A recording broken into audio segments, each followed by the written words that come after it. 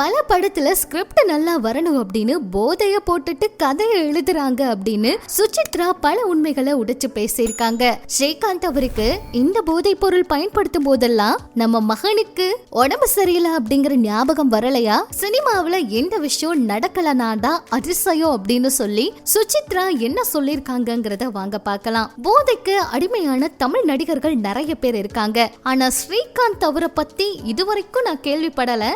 இப்ப அவரை பத்தி வெளியான செய்தியை பார்த்து நான் அதிர்ச்சியும் ஆகல. ஏன்னா சினிமாவில எல்லாமே நடக்கிறது தான். திரைத்துறையை பொறுத்த வரைக்கும் இதெல்லாம் பயன்படுத்துற யாருமே ரத்த பரிசோதனையை செஞ்சுக்க மாட்டாங்க. ஷாருக்கான் அவருடைய மகன் கூட ரத்த பரிசோதனை பண்ணாரா என்ன? கண்டிப்பா யாருக்கும் தெரியாது.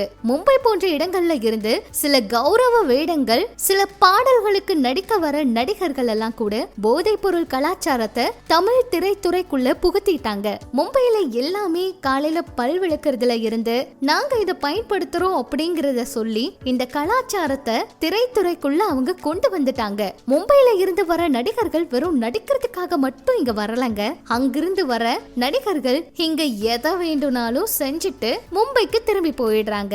அவங்கள பத்தி இங்க யாருமே பேசுறதும் கிடையாது. இதையெல்லாம் நான் ஆதாரம் இல்லாம பேச கிடையாதுங்க. இப்பெல்லாம் நிறைய செய்திகள் வந்துட்டு இருக்கு. ஸ்ரீகாந்த் அவருடைய செய்தி பல தொலைக்காட்சிகள்ல பரிதாப மியூசிக் எல்லாம் போட்டு போடுறாங்க.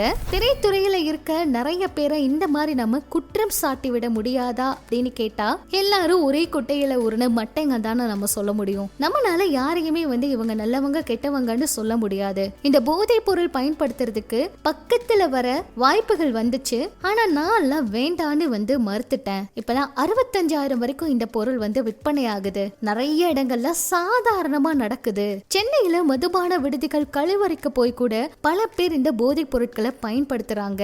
நீங்க வேணா இந்த போதைப் பொருள் பயன்படுத்துற பக்க விளைவுகள் பத்தி கூகுள்ல தேடி பாருங்க. அந்த போஸ்ட்ல இருக்க விஷயங்கள்ல எந்த நடிகர் கூட மேட்ச் ஆகுதோ அவங்க எல்லாம் பயன்படுத்துறாங்க. நீங்க உறுதிப்படுத்திக்கலாம். நிறைய நடிகர்கள் இப்ப பயன்படுத்துறாங்க. சொல்ல போனா ஸ்கிரிப்ட் எழுதுறதுக்கெல்லாம் இதை பயன்படுத்துறாங்க. ஸ்கிரிப்ட் எழுத இப்படி போதை பழக்கத்தை பயன்படுத்திட்டு எழுதுனா அது நல்லா வரும்னு சொல்லி நினைக்கிறாங்க. அப்படி உட்காந்து எழுதுனா தக்லீஃப் பட ஸ்கிரிப்ட் மாதிரிதான் வரும். அதுக்காக மணிரத்னம் அவர் பயன்படுத்தினாருன்னு நான் சொல்ல வரல. ஆனா இந்த மாதிரி விஷயங்கள் எல்லாம் நடக்குதுங்கிறத இங்க நான் சொல்ல விரும்புறேன். ஸ்ரீகாந்த் அவருக்கு மகனுக்கு உடம்பு சரியில்லை அப்படிங்கிறது போதைப் பொருள் பயன்படுத்தும் போது தெரியலையா, இல்ல ஏதாவது சினிமா ஷூட்டிங்ல இருக்கும் போது இந்த மாதிரி கால் அவர் உடனே வந்துருவாரா? இப்ப என்ன மகன் மேல பாசம் மாதிரி இப்படி பேசுறாரு? அப்படியெல்லாம் யோசிச்சிருந்தா அவர் அந்த வேலையை பண்ணிருக்கவே மாட்டாரு அப்படின்னு சுசித்ரா அவங்க இந்த ஒரு சில விஷயங்களை சொன்னது மட்டும் இல்லாம இன்னும் நிறைய பேர் சிக்கிறதுக்கு வாய்ப்பு இருக்குன்னு சொல்லியிருக்காங்க. பொறுத்திருந்து பார்க்கலாம். இதெல்லாம் பற்றி உங்களோட கருத்துக்களை சொல்லுங்க. இன்னும் சினிமா தகவல்களை தெரிஞ்சுக்க நம்ம சேனல் கூட இணைஞ்சிருங்க.